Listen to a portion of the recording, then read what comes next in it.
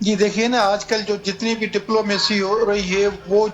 جنگ کے ارد گرد گھوم رہی ہے، اور جی ان کا جو یہ دورہ ہے، آپ نے خود فرمایا اپنے انٹرو میں، آپ نے بتا دیا کہ وہ جنگ جو یہ کہا جا رہا تھا کہ ایران ایٹمی تجربے کرنے والا ہے، ایٹمی ہتھیار بنانے والا ہے، یہ ہے وہ ساری گھوم پھر کر کے آپ نے ہرمز کی بندش پر آ کر کے ختم ہوئی ہے، جو کہ جی آپ نے ہرمز 28 فروری کو جس دن جنگ شروع ہوئی ہے اس دن کھلا ہوا تھا۔ اور یہ جی بعد میں جب آپ دیکھیں، جب پہلی بار پاکستان میں مذاکرات ہوئے، اس وقت یہ ناکہ بندی نہیں کی تھی امریکہ نے۔ میں یہ ہوں سمجھتا ہوں کہ امریکہ اور اسرائیل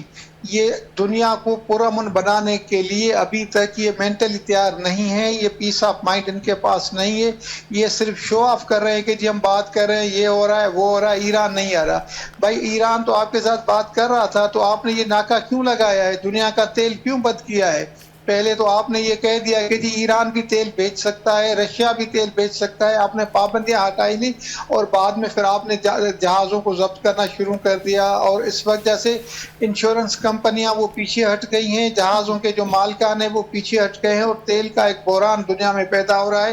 بیکاز آف امریکہ، بیکاز آف پریزیڈنٹ ٹرمپ۔ جی سر۔